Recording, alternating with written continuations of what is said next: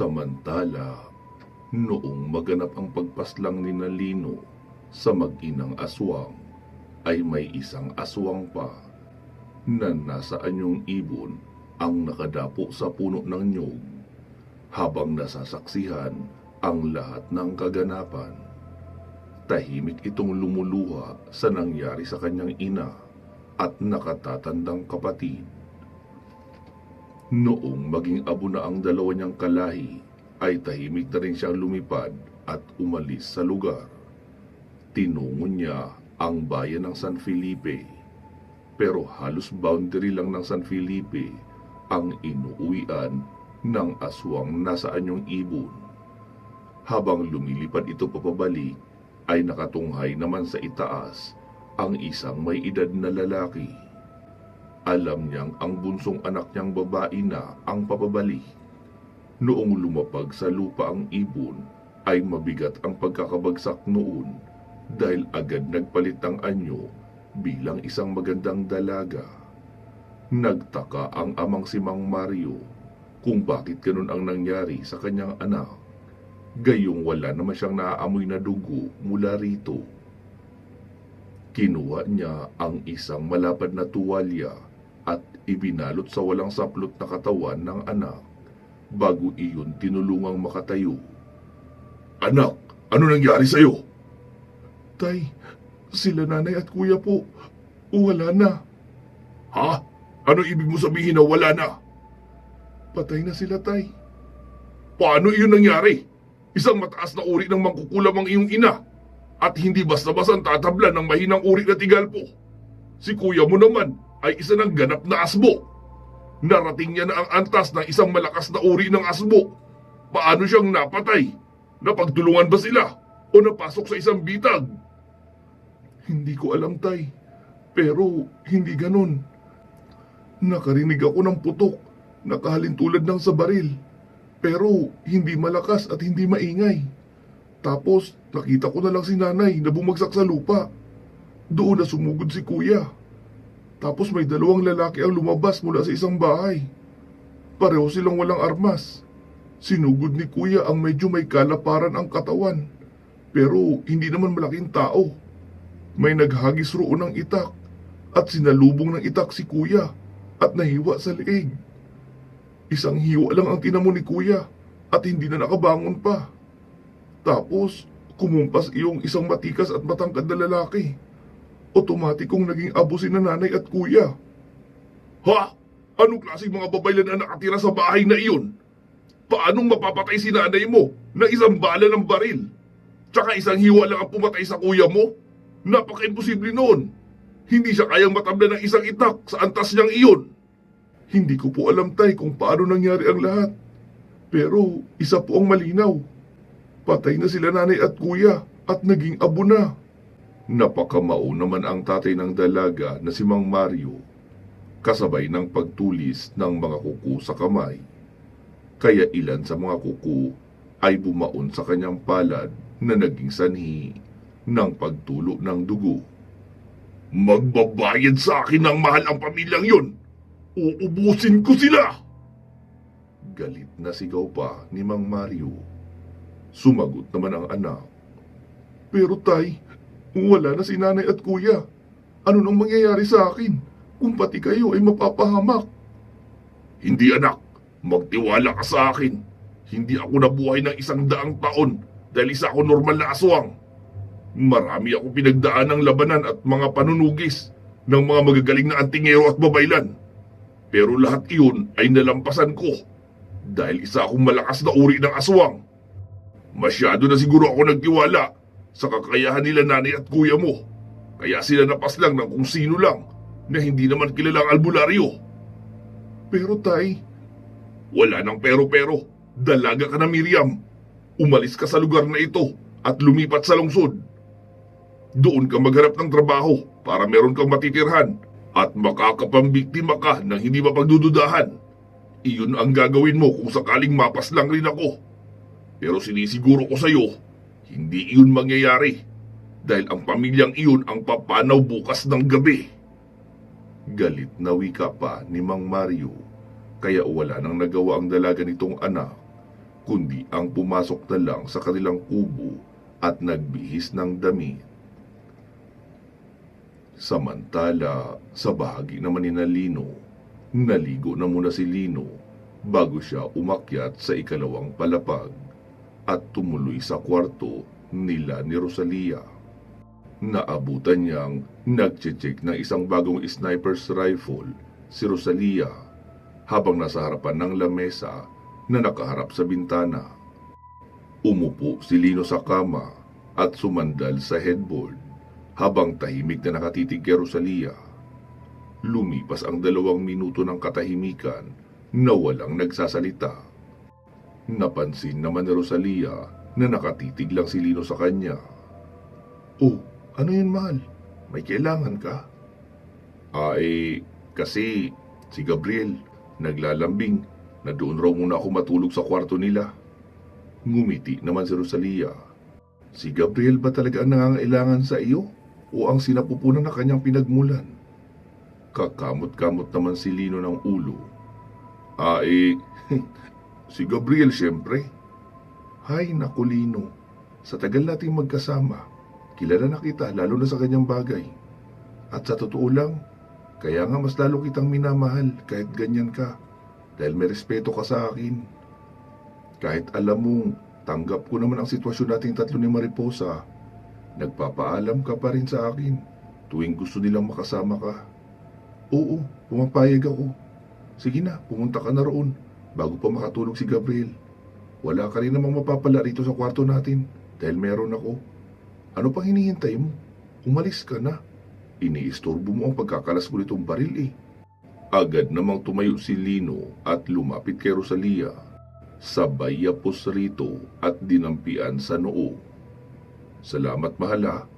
Kaya rin kita mahal na mahal dahil kakaiba ang standards na ibinibigay mo sa akin.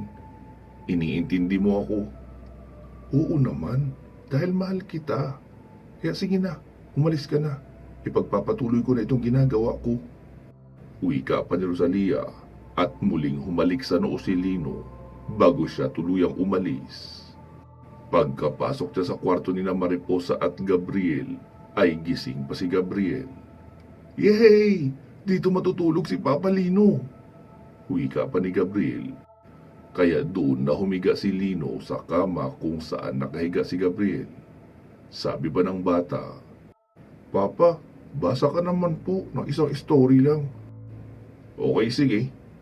Sagot pa ni Lino at nagsimulang magkwento. Sabi naman ni Gabriel, "Bakit hindi mo kinuha ang libro, Papa? Naroon ang kwento eh." "Naku anak, mas mabangis ang bersyon na alam ko tungkol kay Pagong at Matching.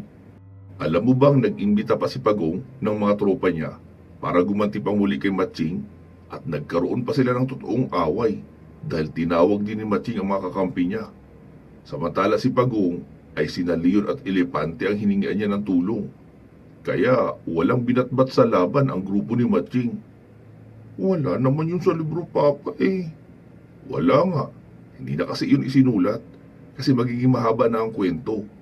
Sa normal na version pa nga lang, nakakatulog na ang bata na binabasahan noon. Lalo pa kapag yung full version talaga. Kaya umanda ka dahil mahaba ang version na ikikwento ko sa iyo." "Sige Papa, makikinig po ako." Wika pa ni Gabriel. Pero makalipas na ang 5 minuto nang mabagal na pagkikwento ni Lino, ay narinig niyang humihilik na ng mahina ang anak. Sabi naman ni Mariposa, "Lagyan mo ba naman ng detalye lahat ng bagay? Talagang makakatulog na ang bata kahit hindi pa umaabot sa bahaging namunga ang saging." Nakangiting wika pa ni Mariposa. Tumawa naman ang mahina si Lino, tapos kinumuta na si Gabriel bago lumipat sa kama ni Mariposa. Sabi naman ni Mariposa, "Mabuti at pumayag si Rosalia na dito ka matulog." "Oo, hindi naman yun madamot. Tsaka abala siya ngayon sa bagong baril na bigay sa kanya ni Joaquin. Kaya mas gusto niyang wala ako sa kwarto namin para hindi ko siya madaliin at tabihan ako sa pagtulog. Kaya umanda ka dahil mahaba ang oras ko ngayon para sa iyo." Wika pa ni Lino at ibinigay na ang atensyon na hinihingi ng magandang dilag. Noong makatapos ay agad na rin silang natulog ng mahimbing. Samantala, sa bahagi naman ni Rosalia, pasado na alas 12 ay gising pa siya. Pero patapos na siya sa pag-a-assemble muli noong kinalas niyang baril. Nang makaramdam siya ng kakaiba sa labas, minadali niyang ikabit ang scope ng baril at itinutok sa labas. Inabot rin siya ng ilang minuto sa pagmamasid, pero wala siyang nakikitang kakaiba. Kaya kinuha niya ang scope na may heat signature reader. Doon na siya nagulat noong makitang may nasasagap na heat signature ng tao ang scope, pero medyo malayo at wala siyang clear shot, kaya hinayaan niya na lang. May pakiramdam siyang may kinalaman ang nilalang na nagmamasid sa labas sa mag-inang aswang na itinumba nila noong medyo maaga pa. Kinuha niya ang wireless na CCTV at ipinatong sa bintana, saka itinutok papunta sa direksyon kung saan niya nararamdaman ang nilalang. Sa kanya binuksan ang laptop para doon niya nalang titignan habang nakahiga na sa kama. Gusto niyang i-monitor iyon kahit pa hanggang buong magdamag kung hindi talaga aalis. Nanatili na lang na nakatitig si Rosalia sa screen ng laptop, at pagkalipas ng isang oras ay umalis na rin ang nilalang, kaya nag-close na siya ng laptop at natulog na rin. Kinabukasan, pagkagising ni Lino ay wala na uli siyang katabi, kaya dahan-dahan na siyang bumangon. Itinupi niya muna ang ginamit niyang kumot, saka siya lumabas ng kwarto. Pagkarating niya sa ibaba ay masaya ang lahat na nagkikwentuhan. "Oh, anong meron? Bakit parang masaya yata kayo?" tanong pa ni Lino. Si Gabriel naman ang sumagot. "Kasi Papa, ang sabi ni Mami Rosalia, nag-rent daw siya ng swimming pool na ilalatag lang rito sa harapan ng bahay natin. Pwede rin daw iyon iligpit pagkatapos. Magsiswimming daw tayong lahat roon dahil malaki naman yun." Sabi naman ni Lino, "Nako, kayo na lang. Kayo lang naman ang mahilig mag-swimming eh." "Nasaan na yun?" tanong pa ni Lino na nakatitig kay Rosalia. Sabi naman ni Rosalia, "Papunta na raw. Aabangan na lang namin sa labas." "Tara Gabriel, samahan mo na ako mag-abang sa gate." "Okay po, Mami," sagot pa ni Gabriel at agad humawak sa kamay ni Rosalia, saka sila sabay na lumabas. Lumapit naman si Mariposa kay Lino. "Lino, anong gusto mo? Kape o Milo?" Pwedeng mix. Kape na may kaunting Milo?" "Oo naman. Gusto mo lagyan ko na rin ng gatas? Napakarami nating gatas at Milo mula sa mga grocery na dinala sa atin ni Joaquin." Ano almusal?" "Nagluto si Nanay Sally ng arroz caldo. Ipagsasandok na rin ba kita noon?" "Oo, sige." Wika pa ni Lino at nilapitan mo na si Tingting na naroon sa may upuan sa labas ng bahay, katabi si Mang Roland. "Good morning, Ting. Good morning din, Tay." "Uy, Kuya Lino, ikaw pala. Kumain ka na ron habang mainit pang arroz caldo na niluto ni Aling Sally. Ang sarap. Marami pang sahog na manok." Ganun ba? Sige pala, sa kusina na muna ako." Wika pa ni Lino at pumunta na sa kusina. Naabutan niyang inilalapag na ni Mariposa ang mangkok sa lamesa, kaya agad nang umupo roon si Lino at nagsimulang kumain. Samantala, sa bahagi naman ni Rosalia ay agad nang dumating ang nag-deliver ng pool na ilalatag lang. Nagpa-deliver na rin siya ng isang bloke ng yelo, kaya noong makita nila Mang Roland na dumating na ang delivery ni Rosalia, ay kaagad na silang lumapit ni Tingting para mag-assist. Sila na rin ang naglatag noong pool. Sabi pa ni Mang Roland, "Para saan ang yelo, Rosalia? Magtitinda ba tayo ng halo-halo?" "Para po yan sa pool, Tay. Para malamig ang tubig. Summer ngayon. Sa katagalan ng pagbababad sa tubig ng mga bata, ay magiging maligamgam na yan. Kaya nag-order na ako ng yelo, para kapag nagsimula ng uminit, ay unti-unti na natin lagyan ng yelo." Kakaiba rin ang trip puro sa Rosalia, no? Wika pa ni Tingting. Pinagtulungan na nga nila ang paglalatag noong swimming pool at agad na rin nilagyan ng mga tipak ng yelo. Saka ipinalaylay na ang hose ng tubig. Sabi naman ni Aling Sally, "Ang laki pala niyan, no? At matangkad rin. Parang kahit 8 tao ay pwede dyan." "Opo, Nanay Sally. Pwedeng-pwede po. Sige na, Mariposa, magbihis na kayo ng damit panligo." Wika pa ni Rosalia kasi nakita niyang nakatingin si Mariposa sa pool na mukhang excited rin na lumublog. Agad nagsiakyatan ang karamihan sa itaas para magbihis. Tapos nakapila na sila sa gilid ng pool. Kasama sina Mariposa, Leandra, Jenjen, Buboy at Gabriel. Noong lumabas naman si Lino, ay natawa siya sa mga kasama dahil halatang excited maligo. Sabi niya pa, "Parang may libreng ayuda, may pila. Tsaka, hindi ba kayo nagsawa kakaligo doon sa San Juan?" Sabi naman ni Jenjen, "Nakakasawa bang maligo, kuya? Di ba hindi naman? Kaya dapat may swimming pool rin tayo rito, kahit maliit lang, para araw-araw kami makakaligo." Napatingin naman si Rosalia kay Lino. "Oo nga, Lino. Tama si Jenjen." "Ha? Anong ibig mong sabihin?" Nagtatakang tanong naman ni Lino. "Relax, Lino. Ako na bahala." Kinuha ni Rosalia ang cellphone sa bulsa. Sabay may idinayal na numero. Ilang saglit pa ay kausap na nito ang tinawagan. "Hello, Joaquin. Pwede ba uli makahingi ng maliit at mababaw na pabor?" Sabi naman ni Joaquin. "Oo naman. Basta huwag sobrang illegal, ha? Yung medyo lang." "Haha, naku, sobrang legal ng pabor na hihingin ko sa iyo ngayon. Gusto ng mga bata ng swimming pool at naisip ko na malawak naman ang espasyo sa compound na ito. Bakit hindi natin paggawaan ng swimming pool na may bubong para anytime ay pwedeng makaligo ang mga bata?" Sabi naman ni Joaquin. "Yun lang pala eh. You got it. Bukas may pupunta na dyan ng mga tao mag-uhukay ng paglalagyan ng swimming pool. Ayos na ba ang 5 feet na lalim para safe sa mga bata?" "Kung pwede sana, Joaquin, iyong hindi pantay na lalim, iyong from 1 foot hanggang 5 feet para pwedeng umupo at tumambay lang sa pool habang nagpapalipas ng oras." "Oo naman, no problem. Sige, abangan nyo na lang ang gagawa ng pool bukas." "Salamat, Joaquin." "No worries. Basta para sa pamilya ni Lino, anything. Basta afford at kaya namin ibigay. Sige na, bye." Wika pa ni Joaquin sabay patay ng tawag. Sabi naman ni Tingting, "Tama ba ang pagkakarinig namin? Magpapagawa ka na kaagad ng swimming pool bukas?" Sabi naman ni Rosalia, "Oo, tama ka nang narinig."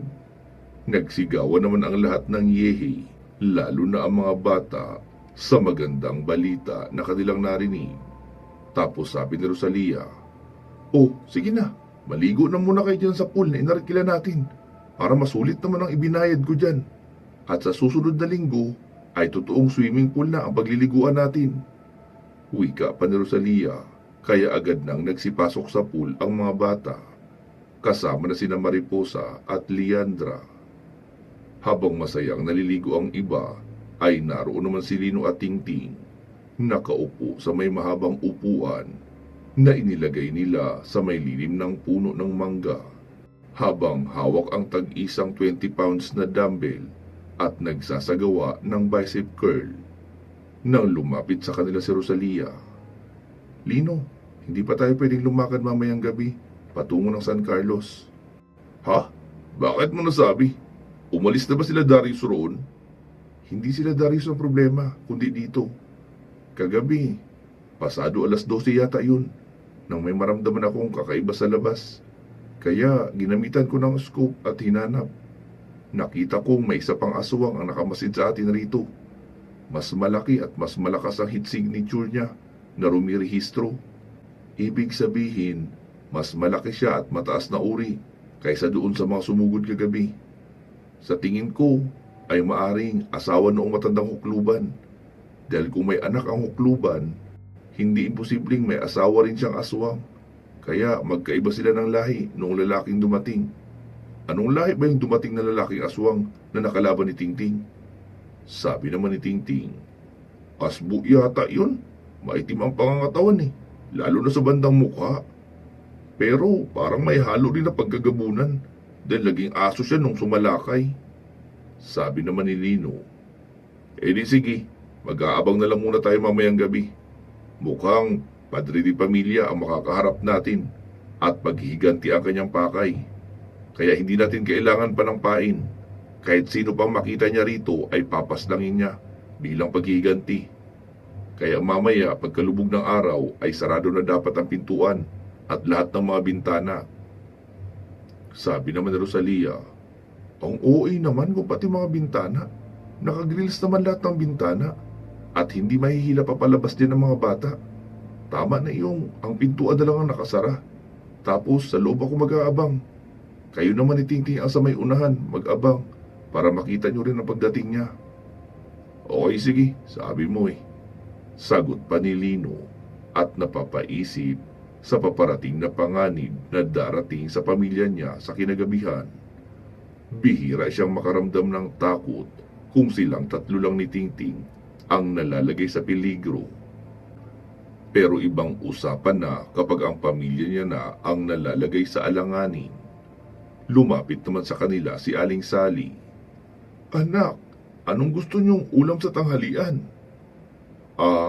Meron pa po ba noong tuna na dala ni Joaquin sa atin? Oo anak, meron pa naman. Maayos naman iyon na nakaproseso. Nakahiwa ng malalapad, tapos nilagyan ng paminta at kaunting asin, bago ko ibinalot sa plastik na tig-5 hiwa, bago ko isinalansan sa freezer. Anong luto ang gusto mo? Gusto ko po sana ng inihaw at sinabawan. Ayos lang po ba? Abay oo naman, walang problema. Basta kayo na ang bahala sa pagpapaningas na pag-iihawan.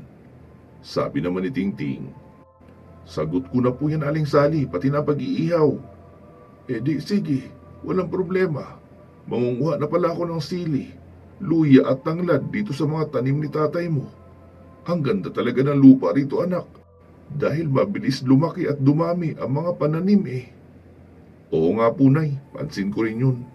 Sabi naman ni Rosalia, kung magtanim rin kaya ako dyan mahal, mabilis rin kayang dadami?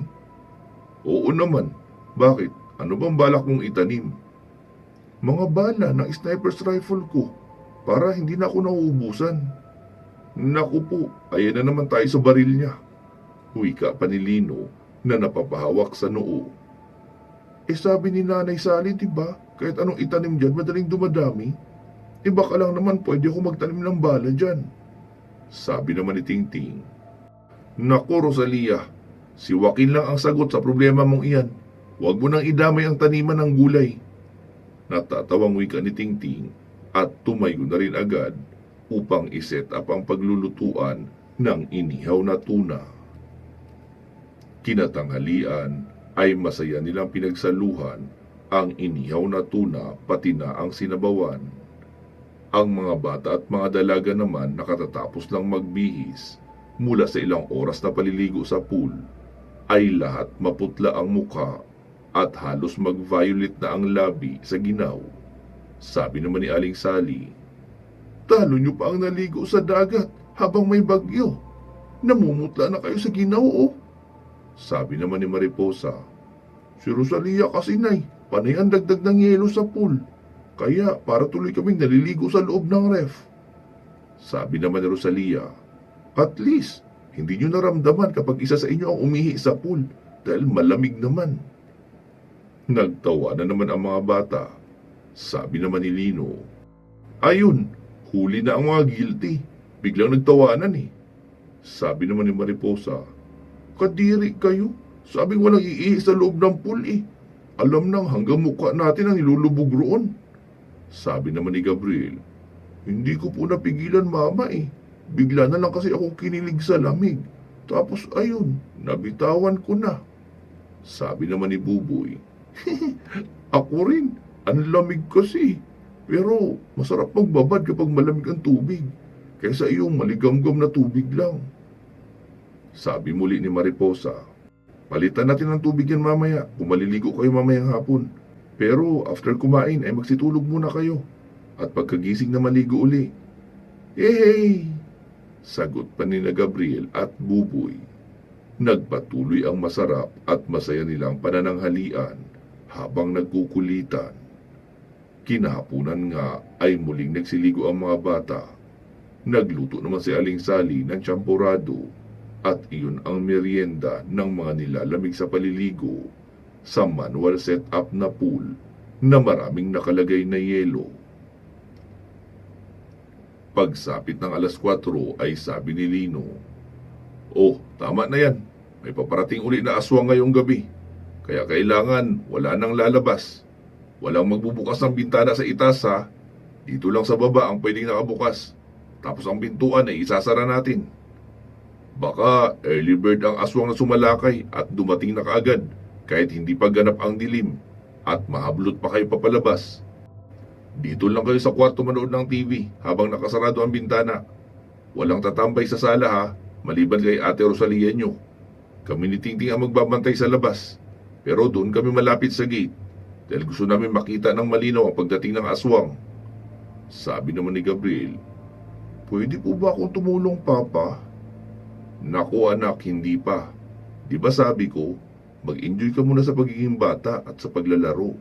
Dahil kapag nagsimula ka ng manugis ng aswang, wala nang katapusan yun. Magiging manunugis ka na habang buhay. Kaya habang bata ka pa, ay focus ka lang muna sa pagiging bata." "Naiinip na kasi ako, Papa eh. Namimiss ko na yung pakiramdam na isang kumpas ko lang ay tumatalsik na papalayo ang mga kalaban." "Anak, hindi ko naman sinasabi na hindi mo pwedeng gamitin ang kapangyarihan mo. Pero wag sa panunugis o sa direktang pagharap sa mga aswang. Halimbawa, bigla ang may mangyari na wala kami rito at may dumating na aswang. Doon ka na lumaban.